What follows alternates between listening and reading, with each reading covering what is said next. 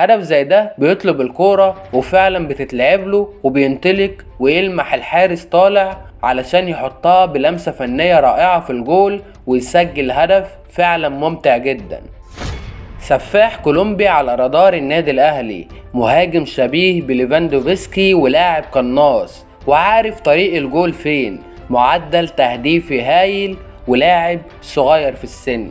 السلام عليكم. رحلتنا النهاردة إلى الدوري الماليزي الدرجة الأولى، تحديدا إلى نادي اسمه باهانج، علشان نتعرف على اللاعب ستيفان رودريجيز، المهاجم القناص هداف الفريق هناك واللاعب اللي مقدم موسم ممتاز. ستيفان مواليد 13 اكتوبر 1998، يعني عنده 24 سنة في الوقت الحالي، بيلعب سنتر فيرود وبيلعب برجله اليمين، والموسم ده مقدم موسم ممتاز. لعب خلاله 13 مباراة في الدوري سجل فيهم 9 اهداف، ولعب في بطولة الكاس ماتشين سجل فيهم هدفين. ستيفان معار من نادي اسمه انديب مادلين في الدوري الاكوادوري، وده ناديه الاصلي. ستيفان بدأ في قطاعات الناشئين في نادي انديب، ثم تصعد للفريق الاول في موسم 19-20، ثم طلع اعارة الى نادي اسمه اليانز بقيمة 200 الف دولار لمدة موسم. لعب خلالهم 23 مباراة بمعدل دقائق لعب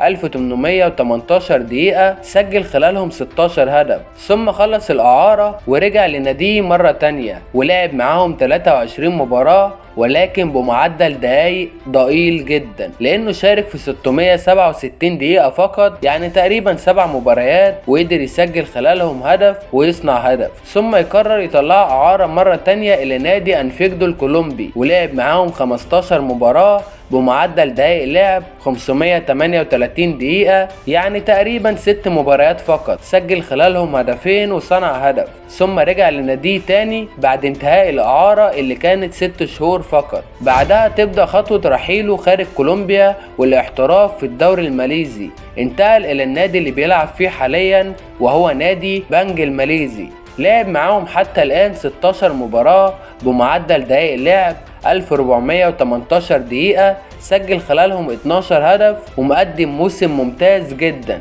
والانتقال ده على سبيل الإعارة لمدة 6 شهور، وانتهت الإعارة بتاعته في نهاية شهر نوفمبر اللي فات اللي لسه خلصان، ودلوقتي أصبح بدون نادي، واللاعب قيمته التسويقية على ترانسفير ماركت 425 ألف يورو. وبالمناسبة كل الإعارات اللي طلعها كانت بقيمة 200 ألف يورو فقط. لاعب سنه صغير، أرقامه جيدة جدا، انت في احتياج للمركز ده في الملعب ومحتاج مهاجم بمواصفات ستيفان، لأنه لاعب موهوب وقناص وعنده هامش تطور كبير وقادر مستواه يزيد لأنه سنه صغير، ده أولا. ثانيا أرقامه كويسة في آخر موسم ليه، واللاعب في البيك بتاعه حاليا. تعال نتفرج عليه في عدد من المواقف في الملعب علشان نقدر نقيمه بشكل اكبر ونعرف مميزاته وعيوبه، وهل هو هيقدر يقدم اضافة للاهلي ولا لا. اولا كده قبل اي حاجة، انا اول ما اتفرجت على اللاعب ده افتكرت الغالي والغلطة الكبيرة من النادي الأهلي إنه رحل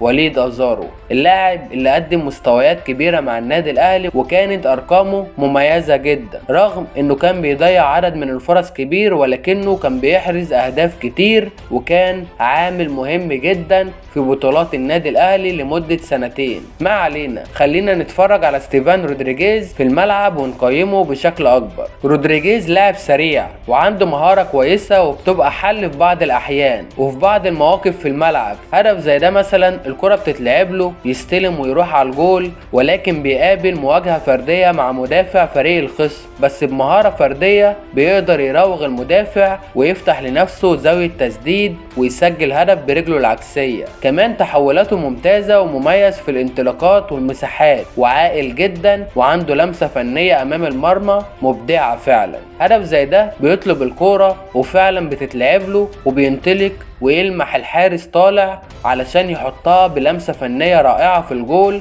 ويسجل هدف فعلا ممتع جدا. كمان غير الانطلاقات بتاعته وانه بيعرف يلعب على الارض بشكل كويس، كمان مميز في لعب الضربات الرأسية، وده هدف يدل على ذلك. وعلشان نأكد على ده برضو، ده هدف برضو بضربة رأسية بجنب ممتاز منه، وده برضو هدف تالت بضربة رأسية رائعة، وكمان ده هدف رابع ليه بضربة رأسية. هو فعلا مميز في الضربات الرأسية وبيتقن جدا اللعبة دي. كمان عنده كنترول على الكورة بشكل كويس، وده هدف حلو منه جدا.